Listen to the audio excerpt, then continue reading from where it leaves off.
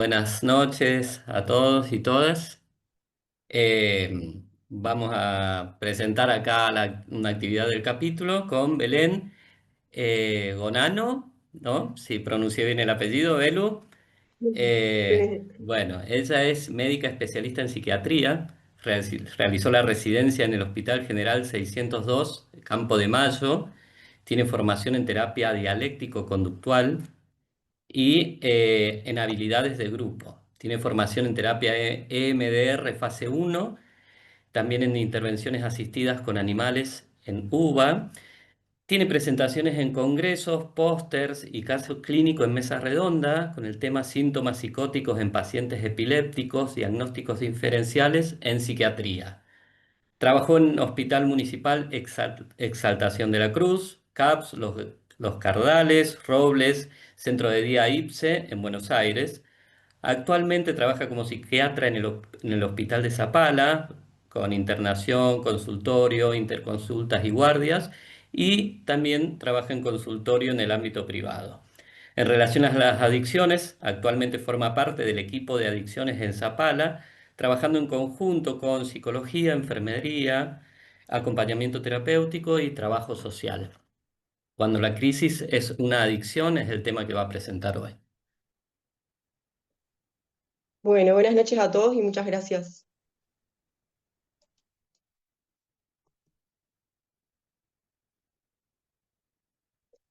La idea que traje un poco para hoy es que podamos conversar sobre cómo es la etiología de las adicciones, porque sabemos que hay un componente biológico y genes que influyen, pero a su vez sabemos que no es el único mecanismo que desencadena, en definitiva, la adicción.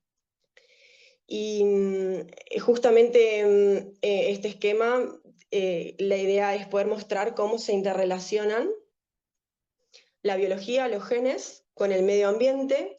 Y ya sabemos por la ciencia que el medio ambiente puede influir directamente sobre los genes por medio de la epigenética y desencadenar una predisposición a desarrollar la adicción. Cuando hablamos del medio ambiente, podemos incluir el ámbito donde la persona se desarrolla, sobre todo en los primeros años de la vida, al contexto familiar, socioeconómico, también al contexto escolar. Podemos decir que cuando hay un medio ambiente hostil, aumenta la predisposición a sufrir una adicción. De ahí podemos llegar a las adicciones en cuanto a drogas, pero también sabemos que hay adicciones conductuales que tienen que ver no con una sustancia en sí. Y por medio de mecanismos cerebrales, ese contacto que tomamos, que activó esos mecanismos cerebrales con el circuito de recompensa, tras la repetición de esa conducta o de la incorporación de esa sustancia, sabemos que termina desencadenando la adicción.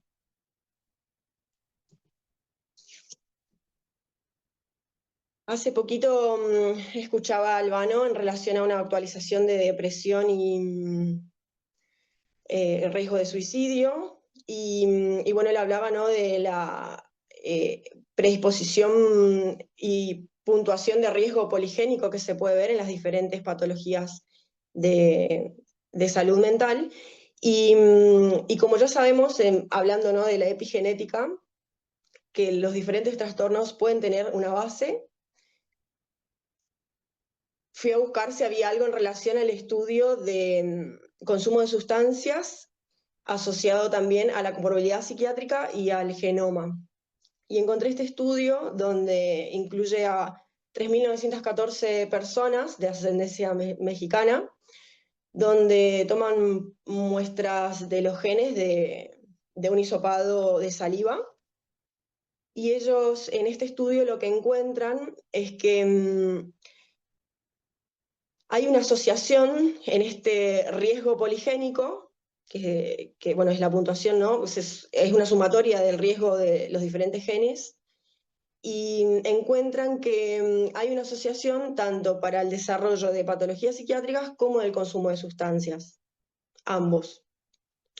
A su vez también encuentran que hay metilación del ADN, que esto sabemos por la ciencia también, que ocurre cuando hay procesos en medios hostiles que predisponen a que el ADN no se pueda leer. El ADN que está metilado no se puede leer, por ende eso se traduce en una disminución de síntesis proteica. Bueno, elegí esta foto acá porque un poco es lo que sucede a nivel defensivo en toda la naturaleza, ¿no? No se vio solo en los humanos, la metilación como mecanismo de defensa se vio en diferentes especies. Y elijo justamente esta foto del bicho bolita porque, bueno, cuando siente una amenaza, el bicho bolita se cierra y no permite el contacto con el exterior. Este es un estudio nacional del Cedronar en la población de 12 a 65 años sobre consumo de sustancias psicoactivas y un poco lo comparé con esto es del 2018 cuando fue publicado, pero un poco lo comparé también con las estadísticas de la OMS. Y una de las cosas que más llama la atención, que coincide acá tanto en Argentina como a nivel mundial, es que el consumo de alcohol y tabaco se presenta cada vez a edades más tempranas, las prevalencias son más altas y, y bueno, se ve el consumo tanto de alcohol y tabaco en edades de la adolescencia, 12 años en adelante, y a su vez también la disminución en la edad del consumo de la marihuana. ¿Y esto por qué es preocupante? Porque sabemos que el cerebro está en constante desarrollo y cuando somos adolescentes y estamos en etapa de crecimiento, el cerebro sigue madurando. Sabemos que madura hasta los 21, 22, algunos científicos dicen hasta 25 años, y las zonas que más tardan en madurar o en desarrollarse tienen que ver con la corteza frontal, que a su vez esta es responsable del control inhibitorio. Entonces tenemos personas que están expuestas a sustancias que están más vulnerables porque no hay un control de la parte de la corteza frontal y está más desarrollado el sistema límbico. Entonces, eso es lo que predispone también a los adolescentes a estar expuestos al consumo de sustancias. Y a su vez el consumo de sustancias sabemos que va modificando el desarrollo de la corteza y trae consecuencias que son, por ejemplo, el consumo problemático de sustancias. Esto es un estudio que intenta mostrar que nosotros siempre hablábamos de la dopamina en cuanto al circuito de recompensa, ¿no? Y solíamos pensar que, bueno, la dopamina era lo que producía la sensación de placer o de bienestar, y ahora sabemos que más bien tiene que ver con el refuerzo de la conducta. ¿Qué mostramos acá? Esto es una tomografía por emisión de positrones de una persona sana. El color rojo muestra que hay receptores D2 de dopamina, pero tras la exposición al consumo de cocaína, si bien inicialmente hay una respuesta placentera y hay un nivel normal, podríamos decir, de receptores, vemos que con el consumo hay una disminución de la expresión de esos receptores, que esto no se modifica tras un mes de abstinencia. Entonces, vemos tras 4 meses de abstinencia que levemente puede recuperar el color rojo, que habla de la expresión de estos receptores que empieza a aparecer nuevamente. Y esto a su vez se vio en estudios de primates, de monos, comparaban la expresión de los receptores D2 justamente con la conducta compulsiva. Los simios, o bueno, monos que experimentaban una disminución en los receptores y en la expresión de estos receptores, mostraban la conducta compulsiva de consumo de cocaína. Y el grupo de control, donde tenía una expresión normal de receptores de dopamina, no presentaba este consumo compulsivo.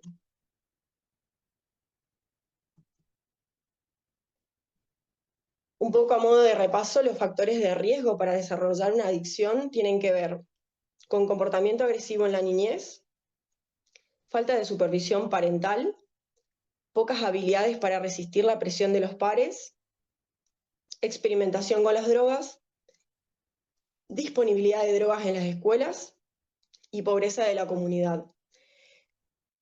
Esto también está, bueno, esto es de la página de NIDA, de Estados Unidos. Tienen laboratorios de experimentación muy complejos que son muy interesantes también de ver en cuanto a los resultados. Y una de las cosas que están haciendo, por último, están analizando una población de entre 9 y 10 años en cuanto a cómo se activa ese circuito de recompensa. Y es un estudio que está planificado que dure aproximadamente 10 años para evaluar cómo está impactando ese circuito de recompensa en el cerebro de los adolescentes. Y en cuanto a factores de protección, podemos mencionar la autoeficacia, la confianza en la capacidad de autocontrol, apoyo y vigilancia parental, relaciones positivas, buenas calificaciones en la escuela, políticas antidrogas en la escuela y recursos comunitarios. Una de las cosas a las que llegaron como conclusión tras diferentes estudios es que los adolescentes, cuando son informados sobre los efectos de las sustancias y de las adicciones en sí, se está viendo muchísimo juego patológico en los adolescentes, cuando son informados de los efectos negativos, tienden a disminuir el consumo y la experimentación con drogas.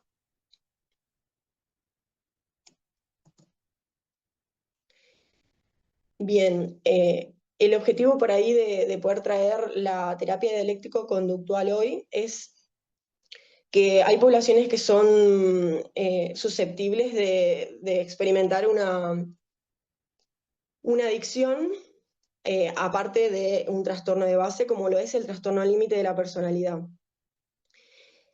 Esta terapia la crea en su momento Marsha Linehan, tras ella misma, digamos, experimentar que no podía recuperarse, había tenido múltiples intentos de suicidios, y es así que, bueno, decide estudiar psicología y toma elementos del psicoanálisis, de terapia cognitivo-conductual, otras terapias contextuales como la aceptación y compromiso, y ella empieza crea un método que después lo valida mediante diferentes estudios, exclusivamente para trastorno límite de personalidad.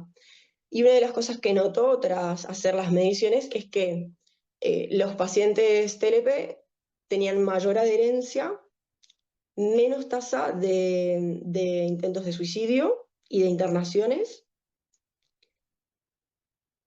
y tenían menos probabilidades de tener CASIS, que son conductas autolesivas sin intención suicida, que generalmente lo vemos en la clínica como cortes, sobre ingestas medicamentosas, con el fin, por ejemplo, de dormir, o de descansar, o de tratar de calmar la mente, entre otras, ¿no? Hay personas que golpean su cabeza contra la pared o que se golpean a ellos mismos. Y bueno, y una de las cosas que nota a lo largo de los años es que había alta comorbilidad entre TLP y consumo problemático de sustancias. Entonces es que empieza a probar el método también como para patología dual. Y bueno, ¿cuáles son los fundamentos entonces? La idea es que la persona pueda aprender habilidades tanto para la autorregulación emocional, para tolerar el malestar y también para mejorar las relaciones interpersonales.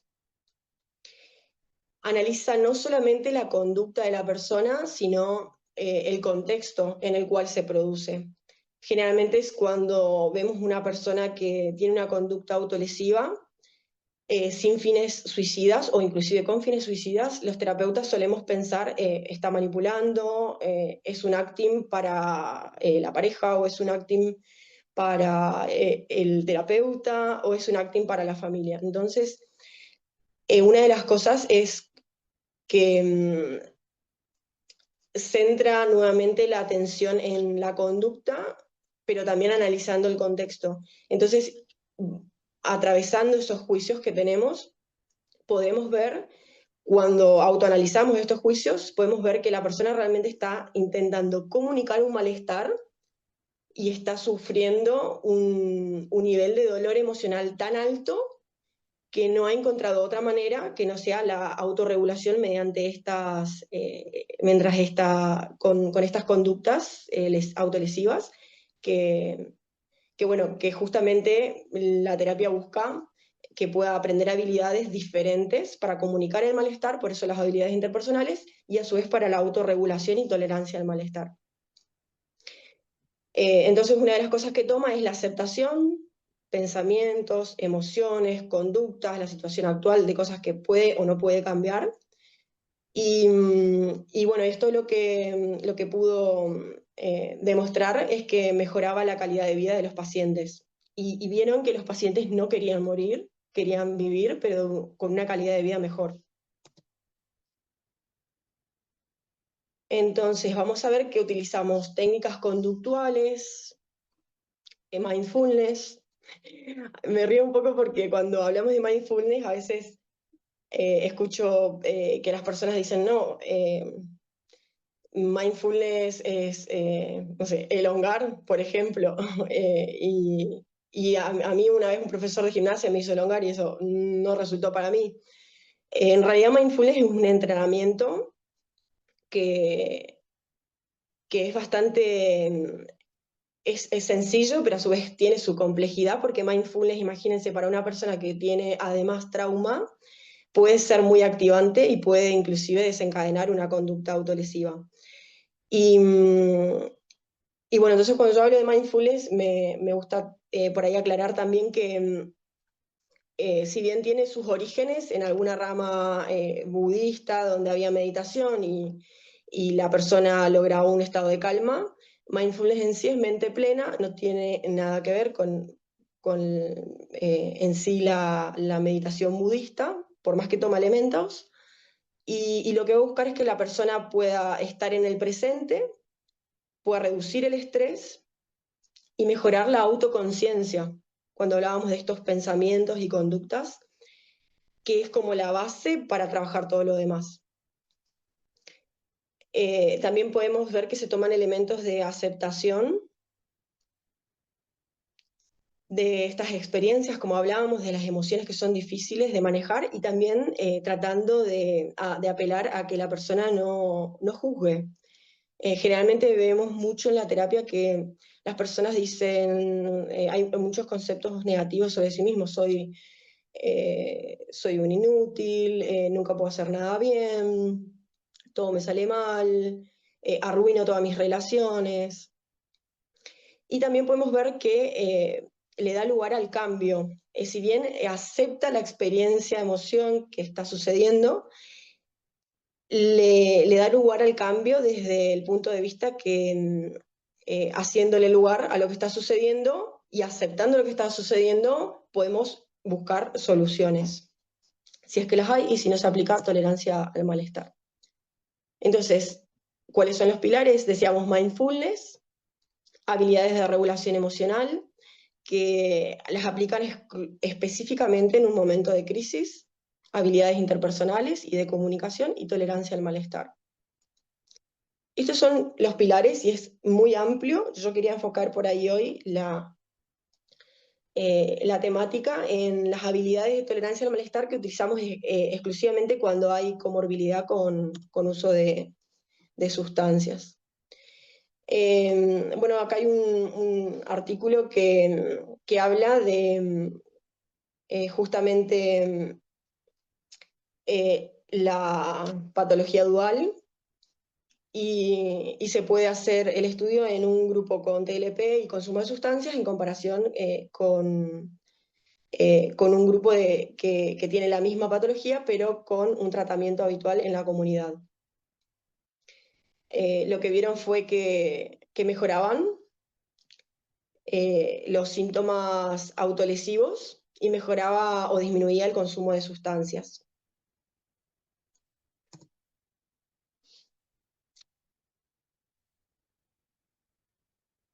Acá hay otro estudio, un poco nos orienta también a un programa más reducido, intentan acortar, si bien el tratamiento de DBT es de un año y a veces aconsejan hacer un segundo año nuevamente del grupo de habilidades. Acá aplican un programa mucho más corto tratando de ver si era igualmente eficaz. Lo que vieron es que en sí, entre las diferencias de tiempo, no hubo una diferencia significativa.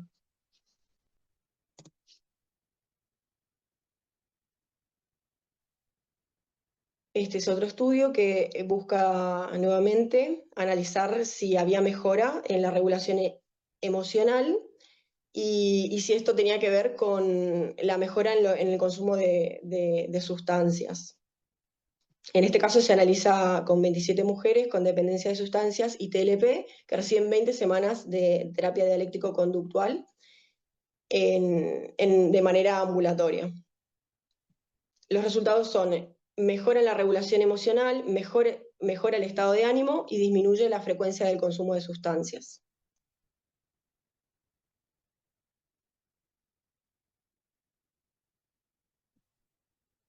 Y ahora sí, llegamos entonces a la parte de las habilidades que pueden trabajarse con el consultante para disminuir el consumo.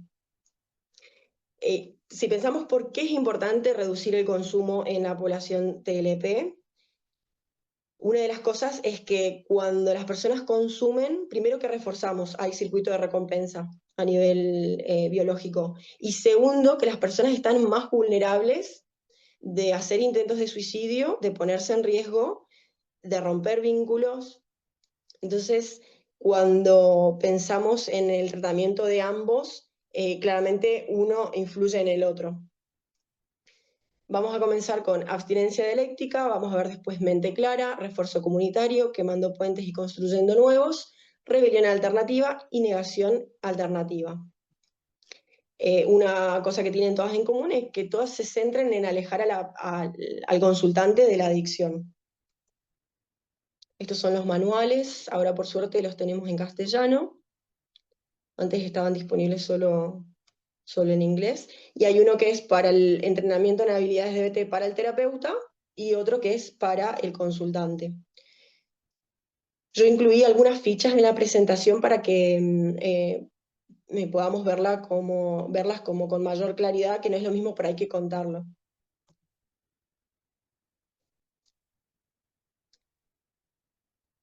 Bien, esto es a modo introductorio, una de las fichas que intenta que las personas identifiquen cuáles son las adicciones que presentan, entendiendo la adicción como un patrón de conducta o uso de sustancias que la persona no puede detener, a pesar de sus mejores esfuerzos para hacerlo.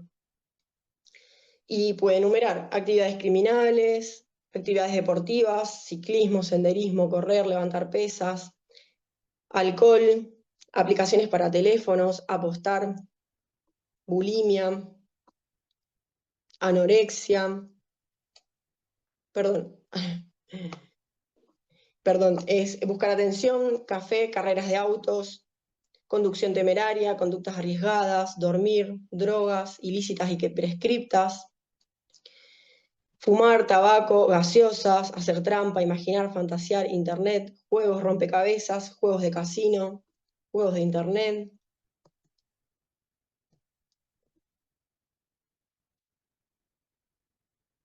Adicción a las compras o a coleccionar. Arte, monedas, cacharros, ropa, zapatos, música. Adicción a la comida, a comer, carbohidratos, chocolate, a las redes sociales, sexo, televisión, a trabajar, al vandalismo, a la velocidad, a los videojuegos. Y menciona otros.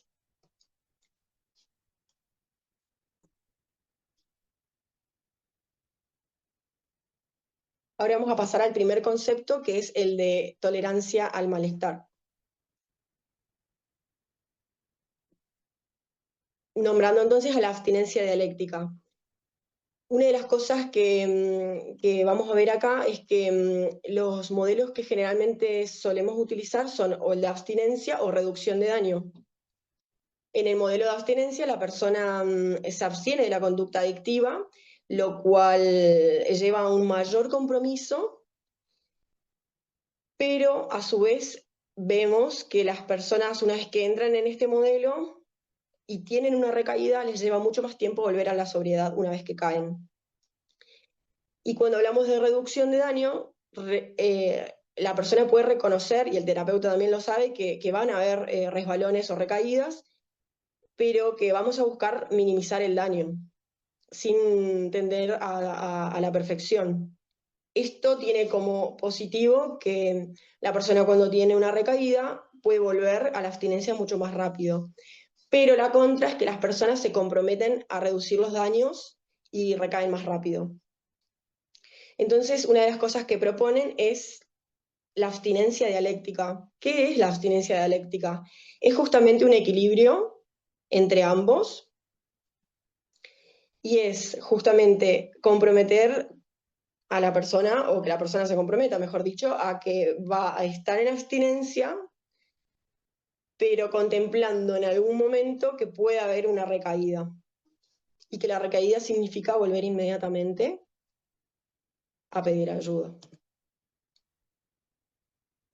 Y uno diría, ¿cómo podemos hacer? Y las personas te lo preguntan, ¿cómo puedo hacer esto? O sea, si cuando están en abstinencia te dicen, yo ya lo superé, esto no es un problema para mí, y, y acá es importante que haya un feedback constante con la persona porque el consultante acepta que valora vivir una vida a su máximo potencial. Acepta que la conducta adictiva es incompatible con su vida. Aceptan que están perdiendo a su familia o que ya la perdieron, aceptan que han perdido el trabajo, que están por perderlo, aceptan que han perdido vínculos, que se están perdiendo a ellos mismos, la impresión o el aspecto en cuanto a cómo se presentan, en cuanto a ropa y cómo se arreglan. Pero incluso con este compromiso, saben o aceptan, mejor dicho, que podrían tener una recaída y que eso los llevaría nuevamente a practicar una conducta adictiva. Entonces, una de las cosas que se proponen es un plan para reducción de daños. Esto un poco lo charlamos desde el lado de que sí, la persona está comprometida y tiene un compromiso tan alto como el compromiso que ocurre cuando hay una recaída. Es tan fuerte la tendencia a permanecer en el consumo como en su momento lo fue el querer mantenerse en abstinencia.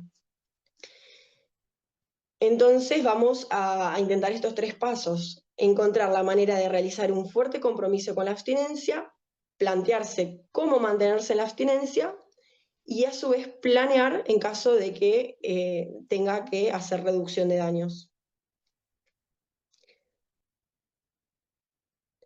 Tenemos que preguntarle a quién vas a llamar, a dónde vas a acudir, si estás en peligro, qué vas a hacer.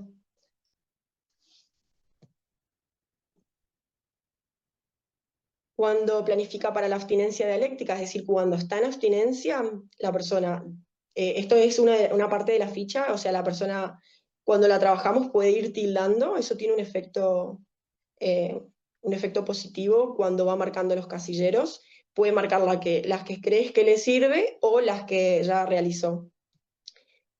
Es disfrutar tu éxito, pero con una mente clara, que ahora vamos a ver qué significa mente clara. Planifica para las posibles tentaciones que te hagan resbalar.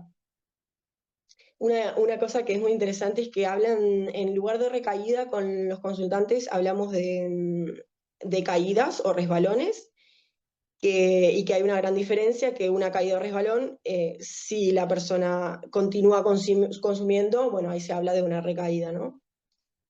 Pero justamente la caída o resbalón tratamos de sacarle la connotación negativa que, que las personas traen a la consulta con mucha vergüenza y culpa, y eso empeora los resultados. Entonces, hablamos de caída o resbalón. Acá por ahí no se usa tanto resbalón, yo suelo usar más caída. Entonces, ese es el primer punto. El punto número 2, pasa tiempo o contacta personas que reforzarán tu abstinencia.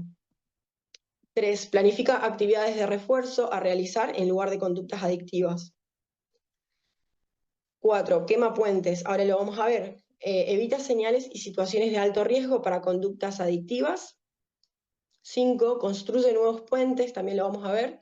Es desarrollar imágenes y olores y actividades mentales, como por ejemplo la habilidad de surfear el impulso, para competir con la información asociada con el deseo.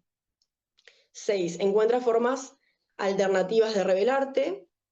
Y 7, anuncia públicamente la abstinencia y niega cualquier idea relacionada con la adicción. Vamos a ir viendo cada una.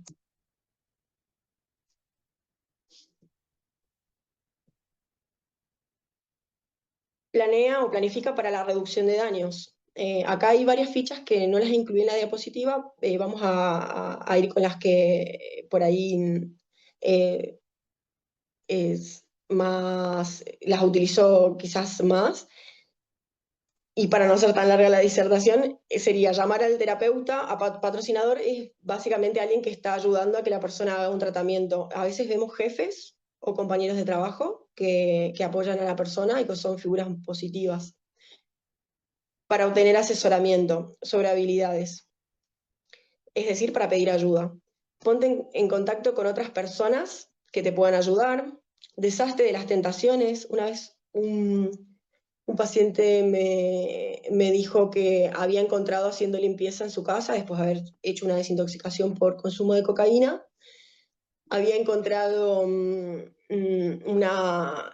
bolsita de cocaína y en ese momento, habiendo practicado este plan, pudo tirar esa bolsa de cocaína y sabía que en ese momento estaba lo suficientemente fuerte para no consumir, pero pudo reconocer que en otro momento quizás no lo estaría.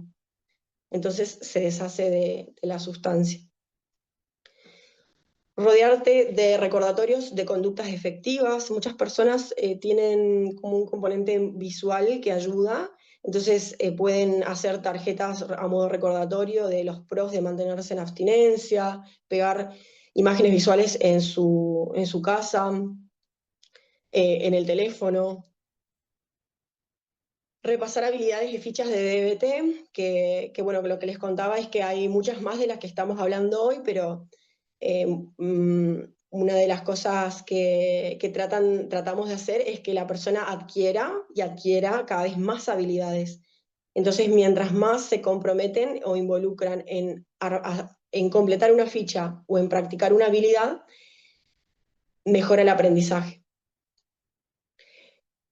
Aparte, es como, siempre digo, ¿no? Es como cuando uno aprende a manejar, generalmente aprendemos en una calle tranquila, donde podemos pisar el freno o pedir ayuda a quien nos está enseñando.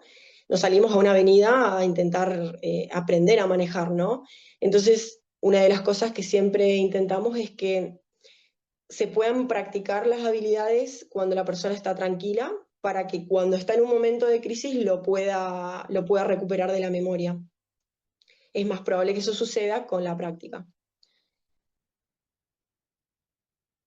Acá menciona también practicar acción opuesta. La acción opuesta es en relación a una emoción. Cuando consideramos las emociones como un motor o un impulso para hacer algo, la acción opuesta se realiza cuando la emoción no está justificada. Les voy a dar un ejemplo sencillo, es, tengo vergüenza de preguntar la hora, eso no se justifica, no hay una razón real, sí puede haberla en mi mente, de que alguien se puede enojar o me pueden ignorar, o no hay una razón que justifique esa emoción, entonces practico acción opuesta. Lo que busca esto es extinguir el malestar generado por la emoción, y con la práctica se logra. Entonces la acción opuesta sería eso. En este caso sería para combatir culpa y vergüenza. ¿Cómo combatimos la culpa con acción opuesta? Contando lo que sucedió a una persona que sabemos que no nos va a juzgar. Si vos de repente te pasa algo y le contás a tus amigos o a tus compañeros y tus amigos te juzgan y te dicen, no, eso no se hace, eso refuerza la culpa. Cuando la culpa no está justificada, una habilidad es contarlo a por lo menos 3 personas y sabiendo que no te van a juzgar. Por ejemplo, una persona que siente culpa por haber faltado el cumpleaños de su amiga cuando tenía a su vez que rendir un examen. Eh, si vemos que la culpa no se justifica, intentamos desarmarla. Si no funciona ninguna otra opción, ninguna habilidad de acción opuesta, se propone que pueda ir a una reunión por ejemplo, narcóticos anónimos o alcohólicos anónimos para informar públicamente la caída. Construye competencia, anticípate a situaciones emocionales. Esto es muy importante porque ahora lo vamos a ver, pero hay acciones o conductas que parecen ser inofensivas o irrelevantes, es el concepto, y en realidad uno si las mira a simple vista diría, bueno, pero ¿eso qué tiene que ver con una caída o con el consumo? Lo que sucede es que cuando hay una sumatoria de esas situaciones, sí puede llevar a una caída.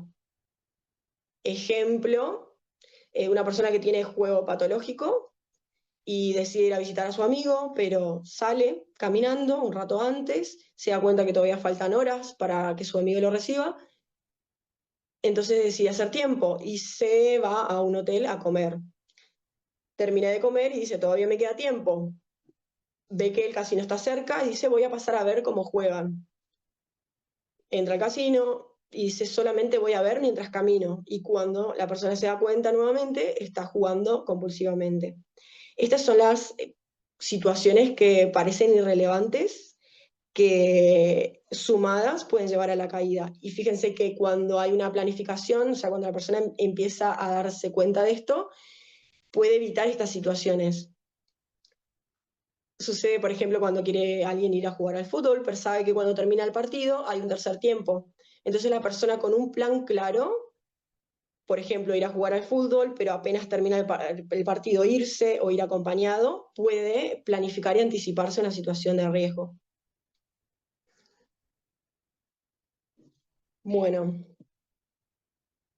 también repasar fichas de habilidades interpersonales. En habilidades interpersonales una de las cosas que ven es cómo comunicar algo que les está sucediendo, algo que está pasando, por ejemplo, en la convivencia, y aprenden también a hacer pedidos efectivos. Generalmente cuando comunicamos las cosas, a veces en, en la intención de comunicar, pero sin saber bien cómo, expresamos malestar, pero no podemos hacer un pedido efectivo de cómo nos gustaría que sea en un futuro o a qué me comprometo yo o qué quiero pedirle a la persona en cuanto a que se pueda comprometer, ¿no? Y esto es una de las cosas que aprenden a desarrollar en grupo, tanto con familia como con amigos.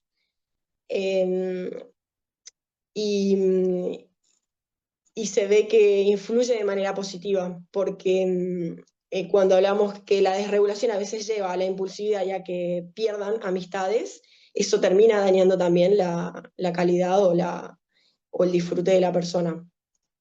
Entonces, cuando vas a la ficha de habilidades interpersonales, puedes ver cómo pedir ayuda a familiares, amigos, sacerdotes, pastores, consejeros. A veces la persona en la consulta dice no quiero molestar, ¿no? Y eso es algo como para trabajar desde, desde también la percepción que tienen.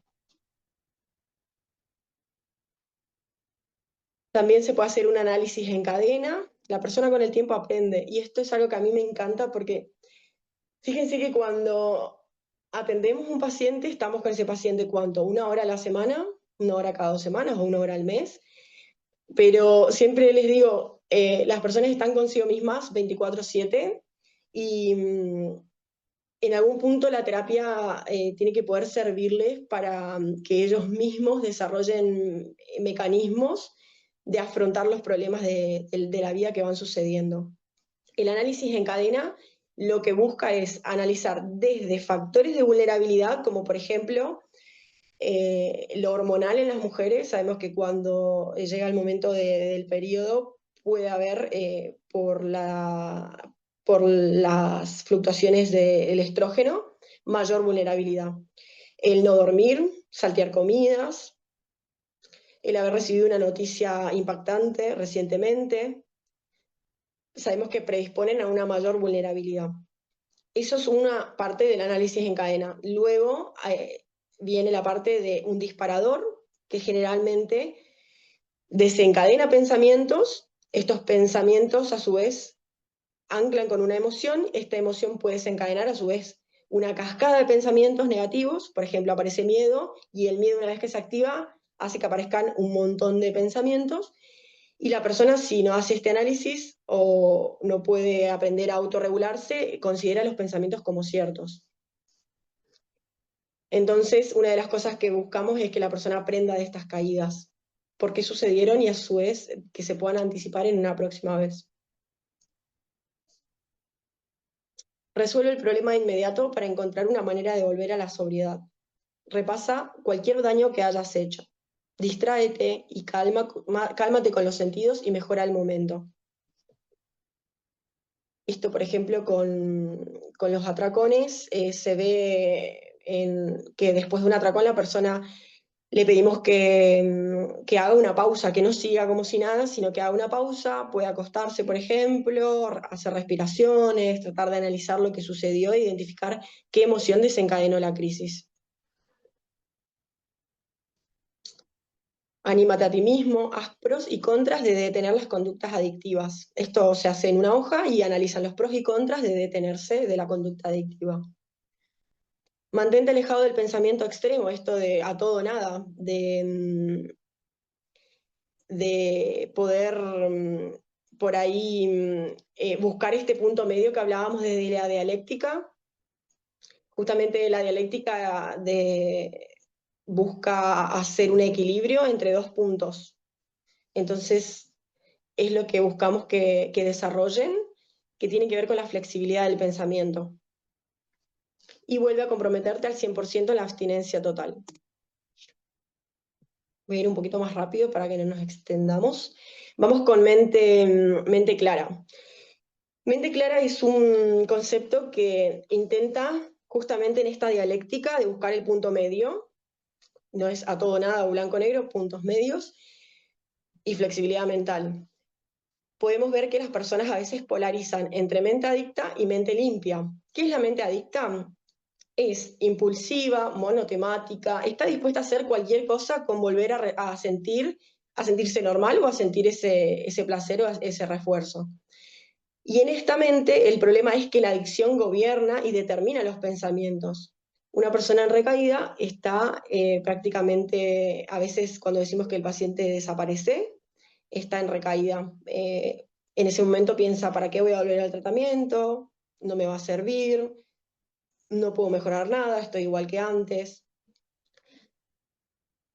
Y por el otro lado, cuando polarizan en mente limpia, es decir, cuando están en abstinencia, la persona suele pensar desde una manera más ingenua o arriesgada. El problema de polarizar en esta mente es que la persona piensa que es invencible, que ya lo superó, ¿no? Y esto es un riesgo porque cuando no se prepara para las caídas y la persona piensa que esa caída no va a llegar. Entonces está más vulnerable y cuando llega un disparador hay una caída claramente.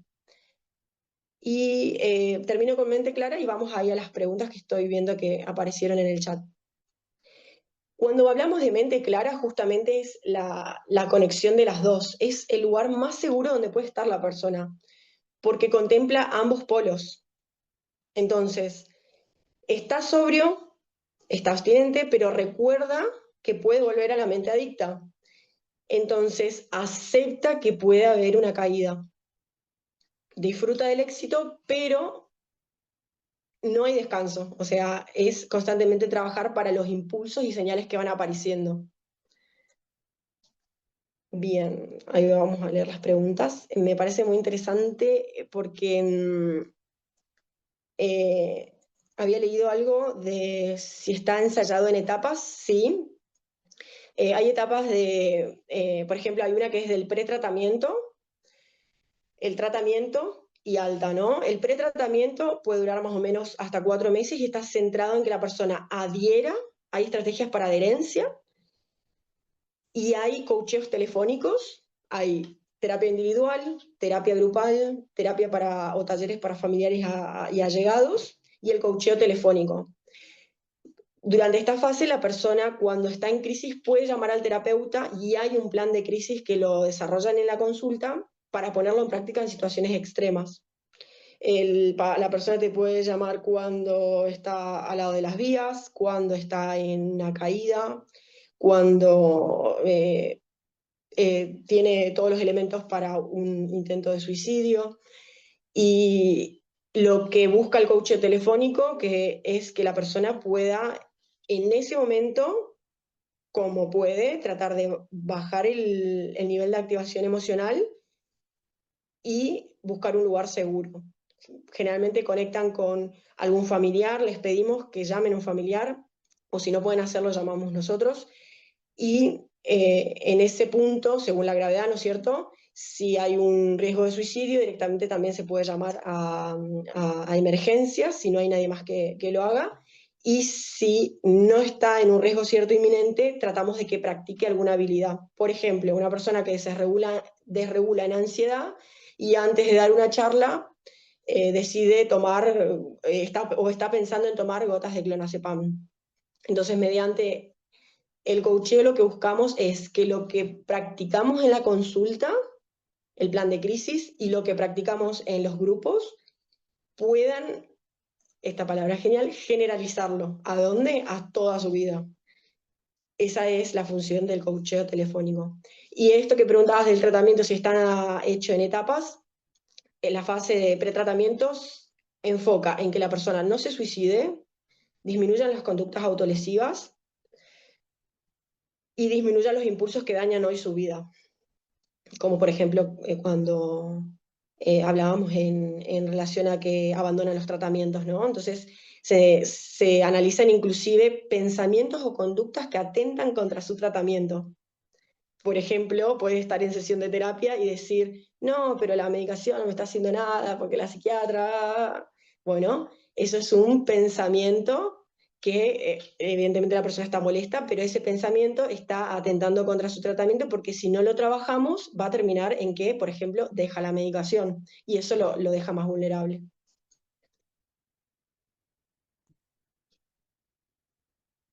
Bien. ¿Había otra pregunta, puede ser? ¿O me pareció?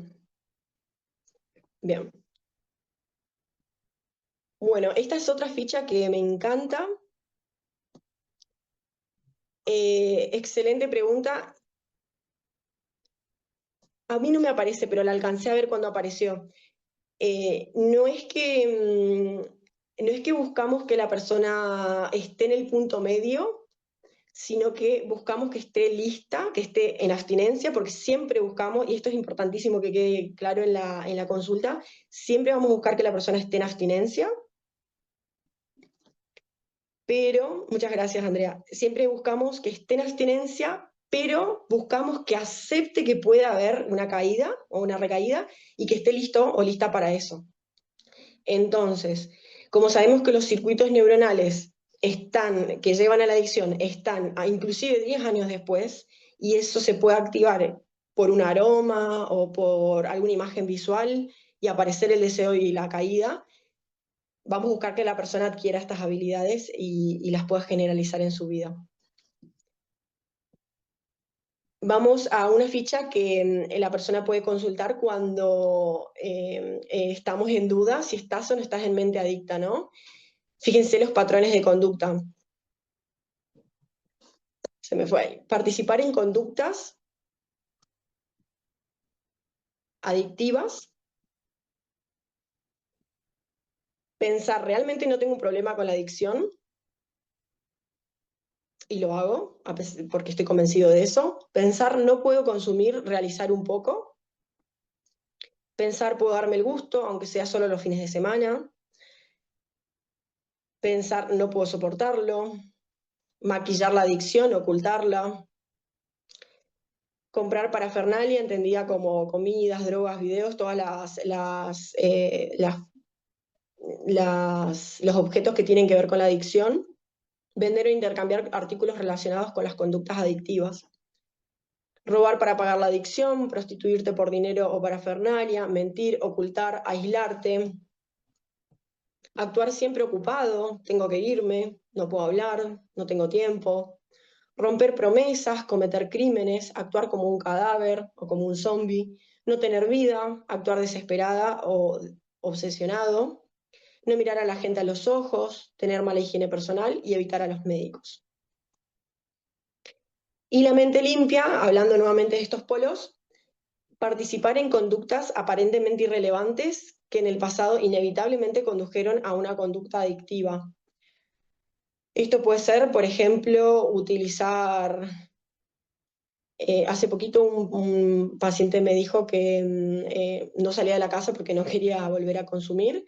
Entonces su mamá cuando fue de compras le trae un desodorante y ese desodorante desencadenó una recaída porque el estímulo olfativo despertó, esto es un análisis en cadena que hicimos en sesión, despertó el deseo de volver a consumir porque era muy similar el perfume al del amigo con quien participaba del consumo. Entonces, el olfato despierta el craving, viene el recuerdo, la imagen del recuerdo con su amigo consumiendo, le escribe un mensaje de texto y sale para encontrarse y consumir. Igualmente esto no había manera que lo pueda él prever porque era un desodorante parecido, no igual, y rápidamente lo que resolvimos en la sesión y estuvo de acuerdo es que él pudiera deshacerse de ese perfume y utilizar otros. Mente limpia también piensa, he aprendido mi lección, ya está, lo superé, puedo controlar el hábito, realmente ya no tengo un problema de adicción, dejar o reducir los medicamentos que ayudan sin haberlo consultado, estar en entornos donde otros participan en conductas adictivas. Esto también se ve un montón de poder, se juntan con personas de consumo pensando quizás voy a poder convencerlos de que también hagan un tratamiento y ahí puesto favorecer a una caída. A veces es difícil porque hay personas del entorno que también consumen, los familiares, y esto es bastante difícil. Y bueno, también me estaba acordando de un paciente que estando en un tratamiento de desintoxicación, ya llevaba casi 15 días, había discutido con el hermano previamente con quien consumía y estaban alejados. Estando en estos 15 días y pensando en hacer un tratamiento en comunidad terapéutica, porque esta era su quinta internación, su hermano le pide ir a visitarlo. Lo visita, de hecho. Entonces, una de las cosas que trabajamos es que, bueno, el hermano le decía algunas cuestiones que tenían que ver con, con una especie de boicot a su tratamiento. Él lo había invitado a ir a un grupo de adicción, el hermano se había negado, y bueno, una de las cosas que trabajamos es eso, ¿no? Que la persona en definitiva es la que decide, ¿no? Pero sí le proporcionamos la información de que cuando está en contacto con alguien que consume es una situación de riesgo. Ver amigos que todavía son adictos, vivir con personas adictas, mantener la parafernalia de la adicción y llevar dinero extra. Conductas aparentemente irrelevantes, era un poco esto que comentábamos, de pensar que son conductas que no tienen relación aparentemente, pero sí con este efecto sumatorio pueden llevar a una caída. Y son comunes en mente limpia. Usar la misma ropa que utilizabas en el consumo.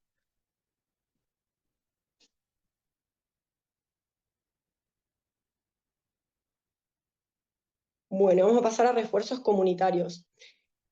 ¿Se acuerdan que hablábamos de la importancia del contexto, no? Entonces acá juegan un rol fundamental y que podamos trabajar también con quienes conviven con la persona, hay círculos de amistades o de trabajo, porque la idea es que puedan lograr hacer una vida que sea mucho más atractiva, la vida sin consumo que con consumo. Por eso elegí esta imagen que están luchando y bueno, acá un poco la vida sin la adicción está sacando del círculo a la otra deportista que representa, ¿no? a la adicción. Hay muchas flechas porque buscamos reforzar entonces la vida sin adicción y buscamos que la persona que representa, ¿no es cierto?, a, a la adicción tenga mucho más débil este refuerzo. ¿Y cómo vamos a lograr reforzar la abstinencia? Sobre todo sabiendo que hay sustancias que son sumamente adictivas, con aplicación endovenosa, que en menos de 10 minutos la persona tiene un efecto de bienestar o de reducción del malestar instantáneo y en menos de 10 minutos y que después cuando eso cae vuelve el malestar. Entonces, ¿cómo lo hacemos? Esa es la pregunta. Y la respuesta es, hay varias, ¿no? Hay que ir viendo qué le funciona a la persona, pero es reforzar todos los vínculos. Si no los tiene, es crearlos. Hay capítulos que hablan de cómo crear vínculos nuevos de personas que no están asociadas en la adicción y que pueda practicar actividades que refuerzan estos circuitos, como por ejemplo alguna actividad deportiva, danzas, pintura, tocar un instrumento, ajedrez, que puedan hacer nuevos vínculos en otros contextos. Y si la persona no sabe qué le gustaría, por ejemplo, hay un estado como de apatía muchas veces, de no saber qué hacer, tiene que probar muchas cosas, hasta encontrar algo que sí le genere bienestar. Eso es lo que vamos a buscar. Esa es una de las funciones y cuando hablamos de estos vínculos, la idea es que pasen más tiempo con las personas que los ayudan a tener una vida sin adicción. Después hay otro que habla del compromiso por lo menos por un día. Es un compromiso por lo menos por un día o a veces como por horas, cuando la adicción es tan fuerte que en el día hay caídas, que se comprometa por horas o por día. Por ejemplo, de hoy a mañana. Y ahí van sumando un día más y mañana se comprometen a un día más. Esto reduce la percepción de que es infinito o de que no van a llegar nunca a la meta. Lo dividimos como en pasos más cercanos. Vamos a describir las habilidades de quemando puentes y construyendo nuevos. Quemando puentes hace referencia a la aceptación de no consumo y de involucrarse. Yo elegí esta imagen porque la metáfora es como una persona que está corriendo de un elefante. Imagínense, el elefante es la adicción y la persona corre al garage a esconderse y cierra la puerta y el elefante está afuera. La persona se encierra y está ahí, en un lugar seguro, en el lugar de la abstinencia. Pero la persona acepta y sabe que si abre levemente la puerta, la ventana, el elefante puede entrar de manera intempestiva. Entonces, esto es intentar de ver todos los detalles que pueden llevarme a una caída. ¿Qué cosas podemos incluir acá? La persona tiene, hay fichas para esto también, la persona puede incluir y tiene que sincerarse en este momento todo lo que cree que puede llevarle a una caída. Contactos telefónicos o de correo electrónico. Hace poquito una paciente que tuvo un intento de suicidio, me vio a la semana de su internación. En la segunda consulta reconoce que hay juego patológico y debe más casi 2 autos 0 kilómetros en pesos. Y una de las cosas que hicimos en la sesión, esto se hace un montón, muchas veces salen de la consulta y se olvidan. Entonces, una de las cosas que hicimos en la sesión es que entró en su teléfono celular y eliminó todas las aplicaciones de casino virtual que tenía. Y en la siguiente sesión, por ejemplo, como había había habido una planificación durante la semana de comprar medicación y hacer una sobreingesta, no había riesgo en el consultorio. Lo que hicimos fue que, por ejemplo, hable con una persona de confianza y esté acompañada para comprar la medicación y que no la tenga al alcance, es decir, que alguien más la administre. Entonces, cuando hablamos de quemar puentes, es todo lo que pueda llevar a la persona a una caída, ¿no?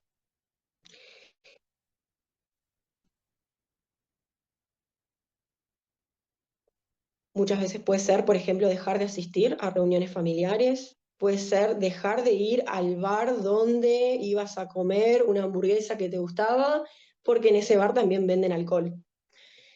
Hace poquito también un paciente con consumo problemático de alcohol y TDAH me, bueno, acá el componente sí es regulación, pero sí hay desregulación, me decía que sus caídas en la semana tenían que ver con cuando iba a comprar al almacén milanesas. O sea, tenía ganas de comer milanesas, iba al almacén a comprar y ahí tenía la caída porque compraba alcohol. Cuando le pregunté si cuando iba al supermercado no tenía recaídas y me dijo que no, porque en el supermercado no compraba alcohol. Entonces, una de la planificación tuvo que ver con que pudiera comprometerse a ir a hacer compras al supermercado y no ir más al almacén.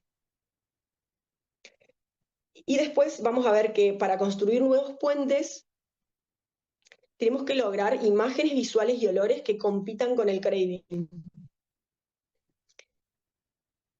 ¿Cómo lo logramos? Hay diferentes momentos. Cuando aparece el craving en sí, la persona puede tener los siguientes recursos. Previamente ensayó lo siguiente: un lugar seguro o un lugar de calma donde, por ejemplo, se imagina en la playa y tiene que sentir que está en la playa con los aromas, con las sensaciones corporales. Entonces, en un momento de craving, la persona puede traer estos recuerdos a la mente para generar, en lugar del craving, el deseo de consumir, competir con esta otra imagen de la playa.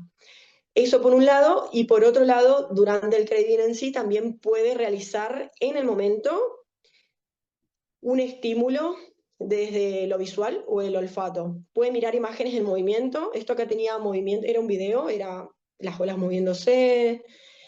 Pueden mirar imágenes en movimiento que generan distracción y pueden también usar el olfato. Tiene un poderoso funcionamiento el olfato. A veces hay maneras de que puedan tener en la cartera, por ejemplo, o en la mochila, perfumes, o vieron que hay como unos rolcitos que se usan como de juice. Bueno, hay otras marcas también, que son aceites esenciales y las personas los utilizan para colocarse delante de las orejas o en las muñecas y en el momento poder competir con el estímulo del craving. ¿Por qué es importante esto? Porque el craving, a su vez, cuando la persona está conectando con el craving aumenta y eso lleva a recaídas. Entonces tratamos de competir con ese estímulo. Y hay una más, que por eso está la imagen acá del surfista, que tiene que ver con, cuando hablábamos de mindfulness, mindfulness, bueno, tenés como habilidades de respiración, tenés habilidades de observar, bueno, y una habilidad de observar a veces es el entorno y otra es la posición del propio cuerpo y a su vez qué sucede en mi mente, ¿no? O si tengo un impulso. Entonces, si estoy enojado, por ejemplo, voy a notar que tengo los músculos tensos, puedo sentir la piel caliente. Esa es la descarga fisiológica, ¿no? De la emoción. Y las personas aprenden a observar sus impulsos. Entonces, tengo el impulso, por ejemplo, de servirme un vaso de Coca-Cola. Lo observo y no lo hago.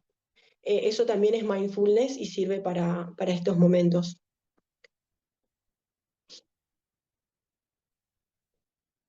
Bien. Y esta es la última diapositiva. Vamos a hablar sobre la rebelión alternativa y la negación adaptativa. La rebelión alternativa tiene que ver, sobre todo en adolescentes lo vemos un montón, tiene que ver con que muchas veces las conductas adictivas tienen que ver con rebelarse contra la autoridad.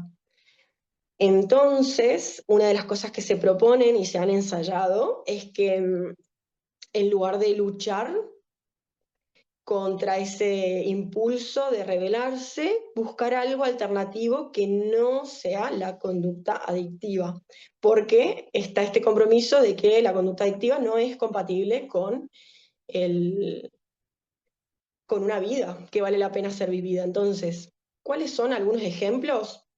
Hacerse un corte de cabello o raparse o teñirse de un color llamativo, utilizar medias o zapatillas de colores diferentes, tener pensamientos secretos, usar glister en la cara o en el cabello, escribir una carta con intenciones o con pensamientos,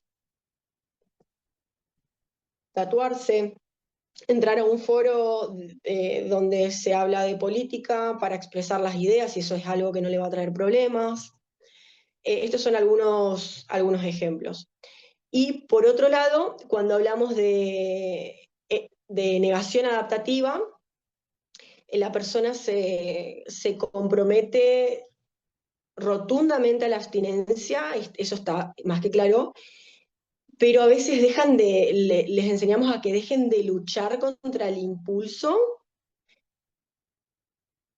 que están teniendo en el momento de una manera en la que ellos mismos se convenzan que lo que quieren es algo diferente, que no es eso que están deseando. Por ejemplo, en lugar de prender un cigarrillo, utilizar un palillo saborizado y colocarlo en la boca. Otra es, por ejemplo, eh, poder aplazar el impulso durante 5 minutos, y cuando pasan esos 5 minutos decir, bueno, 5 minutos más, y cuando pasan esos 5 minutos, otros 5 minutos. Y esto lo hacemos para, en alguna manera, también evitar el desgaste que conlleva, por eso elegí esta imagen también, es como muy desgastante para las personas estar en esta lucha, por así decirlo, de frenar los impulsos.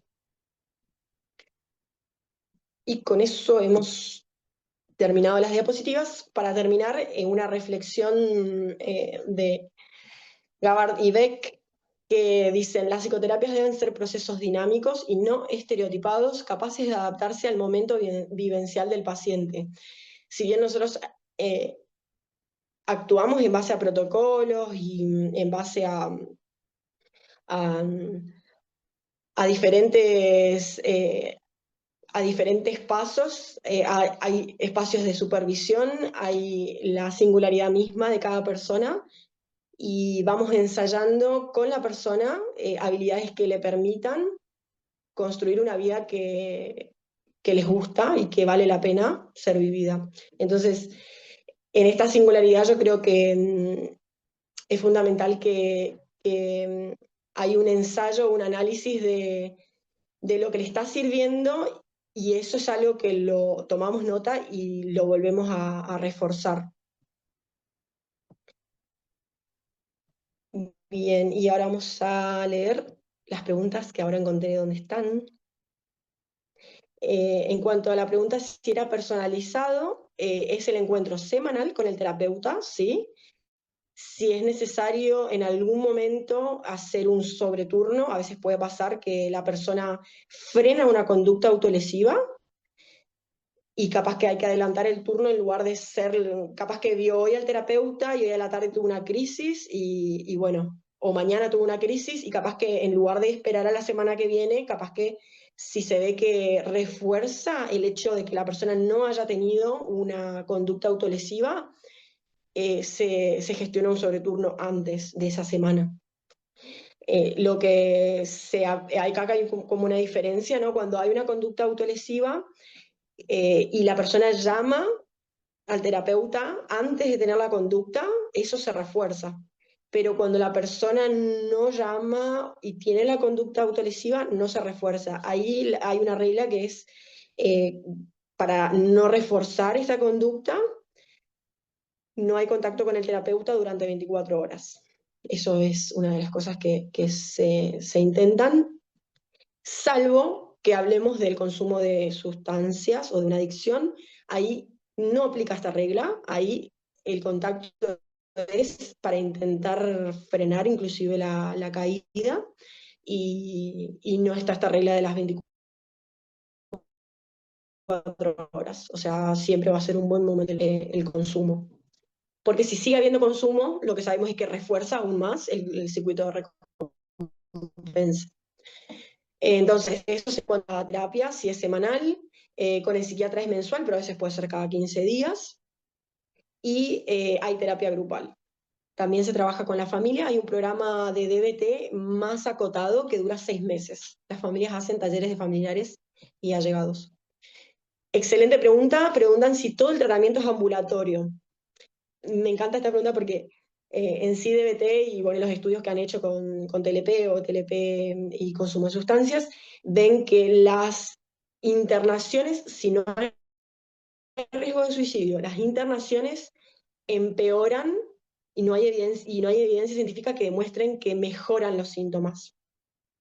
Entonces, si hay una conducta autolesiva, no está indicada la internación, no está indicada, el tratamiento es ambulatorio. Lo mismo en el consumo de sustancias, salvo que la persona está en una recaída, hablamos, por ejemplo, de consumos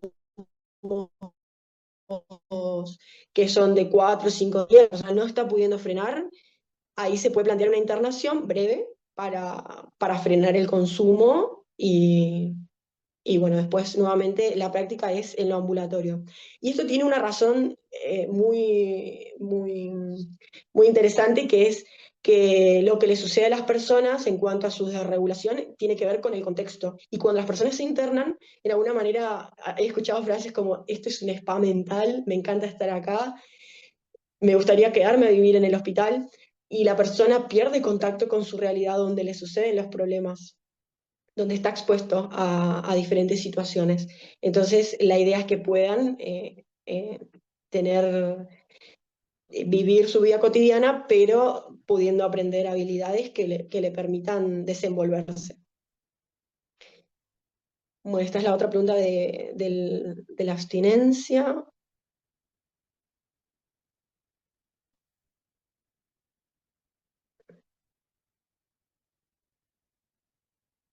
Bien, ¿en Zapala se ha ensayado, pregunta Camila, o disponen de algún dispositivo DBT en la parte pública o algún grupo de habilidades? Yo particularmente ocupo un montón de BT en el consultorio, es algo que acompaña mis prácticas. Una vez me acuerdo que a,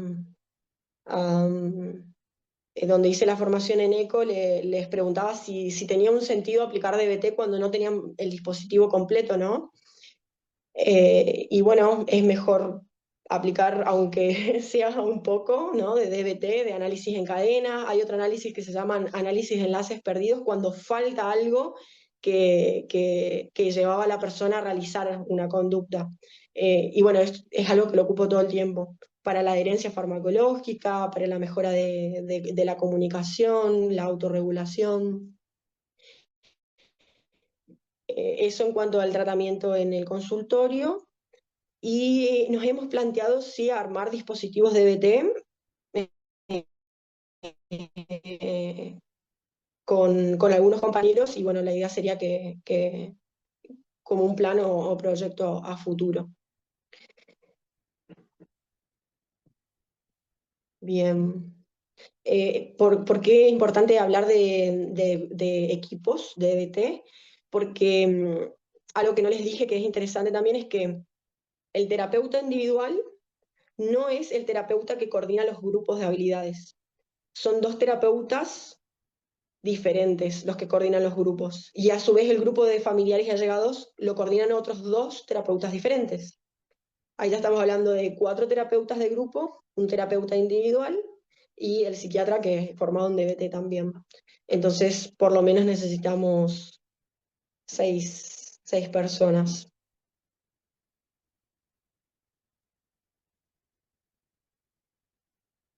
Muchas gracias, Maca.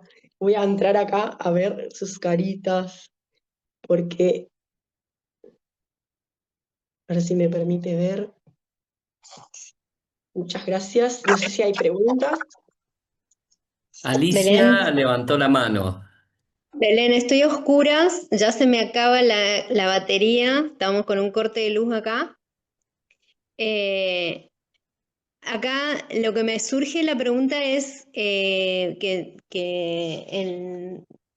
en los tratamientos de DBT dirigidos a control de conductas problema, los consumos muchas veces son conductas problemas. Acá todo lo que vos nos estuviste contando tiene que ver con la comorbilidad de los trastornos, digamos, que está el TLP con el consumo de sustancias. Pareciera como que hay muchísimas más herramientas para aprender y más habilidades para desarrollar, más específicas relacionadas con la adicción. Entonces, bueno, como que ahí se entiende por qué fallamos tanto, ¿no? Porque en realidad los compromisos con los tratamientos no existen. Cuando nos pasamos trabajando así tanto tiempo en generar el compromiso con el tratamiento hasta considerar que la persona está en tratamiento. Eh, eso da como una mirada mucho más amplia del esfuerzo y del tiempo que hay que dedicarle a estos tratamientos y de la capacitación, ¿no? Porque generar terapeutas capacitados en DBT como que es arduo y bueno, y no todos están dispuestos a incluir el nuevo modelo. Pero bueno, es todo re útil todo lo que nos contaste. Muchísimas gracias. No, muchas gracias, Ali. Muchas gracias. Sí, es un poco como lo planteaste, fue excelente porque sí es verdad que está el consumo de sustancias. El consumo de sustancias muchas veces puede ser una desregulación emocional y llevar a un consumo. Entonces, son las dos cosas, en sí la adicción misma, pero también en el momento de desregulación, donde vemos que hay un pico emocional en cuestión de segundos, puede haber enojo, ira, tristeza a nivel 10 en cuestión de segundos, y esa desregulación es tal que en lugar de hacer una conducta autolesiva, por ejemplo, la persona recurre al como un mecanismo de evitación. Pero nosotros sabemos también que la adicción en sí empieza como un impulso que genera bienestar o placer, pero después ese placer desaparece. Y lo que aparece en realidad es tratar de calmar el malestar o tratar de conseguir ese mismo bienestar consumiendo una sustancia en una cantidad mayor. Y bueno, no sé si aporto, digamos, a la pregunta que habías hecho, pero creo que son las dos cosas, ¿no? O sea, el contexto y el análisis nos va a permitir identificar cuando está habiendo una desregulación que lleva al consumo y a la adicción o cuando estamos hablando de un consumo diario, ¿no? Que ya se vuelve un hábito. Eso es mucho más difícil de en algún punto modificar. Y algo más que me parece muy interesante también es que cuando vamos a ver y analizar el LTP, por ejemplo, en cuanto al aprendizaje, estamos hablando de aperturas de canales con entrada de calcio en el hipocampo. Nosotros sabemos que hay un aprendizaje a corto plazo, por ejemplo, que estamos teniendo en esta clase, que puede durar horas. O sea, esto va a quedar como en la memoria a corto plazo y después quizás muchas de las cosas que hablamos que se quedan olvidadas. Pero cuando hay un refuerzo de esa sinapsis, con el tiempo, lo que se logra sí es, además de la síntesis de proteínas, se logran otros cambios que tienen que ver con el aumento de dendritas, por ejemplo, y eso lleva a la memoria a largo plazo. Entonces, ¿qué quiero decir con esto? Que la repetición de estas habilidades, el ensayo, porque de hecho los mandamos a practicar. Marshall tiene una frase hermosa que dice que que a ella le gustaría, o sea, ella tiene TLP, de hecho lo padeció con sus múltiples intentos de suicidios, pero cuando ella desarrolla el protocolo, una de las cosas que le dice a los consultantes es: a mí me gustaría hacer la habilidad por vos, pero si la hago, o sea, si yo llamo a tu familiar en lugar de que vos llames a tu familiar, lo que produzco te incapacito, o sea, no permito que vos desarrolles la habilidad de marcar el teléfono y pedir ayuda. ¿no? Entonces, eso es una de las cosas que a mí me fascinan de esto, que bueno, que veo cómo le sirve, ¿no?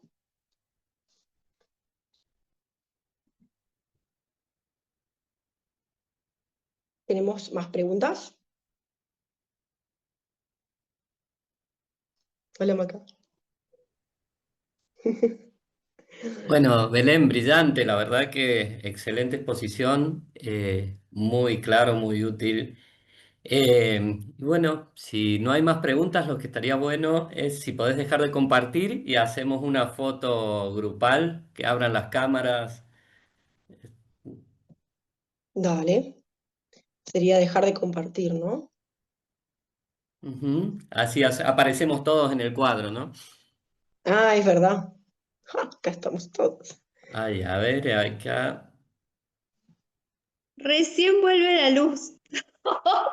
Se hizo la luz. Qué- Qué loco. Bien. Bueno, a ver si prenden todas las cámaras.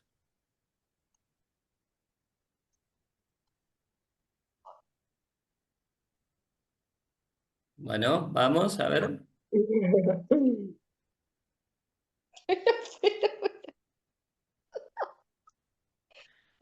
Ahí vamos, una más.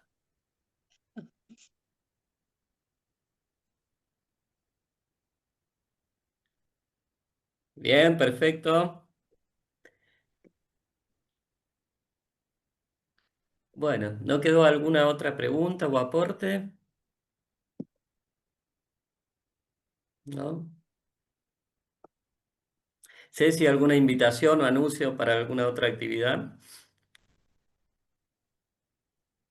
Bueno, sí, tenemos una actividad que va a ser híbrida en APSA, los que puedan andar cerca. Va a ser el 14, ¿sí? 14 de noviembre. 14 de Ahí vamos noviembre, a pasar sí. el flyer. En general publicamos en el Instagram de APSA y por el boletín, pero cualquier cosa, si les interesa acercarse o tener, digamos, alguna info más directa, les podemos dejar algunos de nuestros mails, así se comunican. Y bueno, muchas gracias. Belu, muchas gracias. Santi, por la Gracias, Ceci. organización. Gracias, Muchas gracias a Belén. vos. Muchas gracias. Muy Bueno, bueno. Impecable, Belén. nos vemos en la Gracias. próxima. En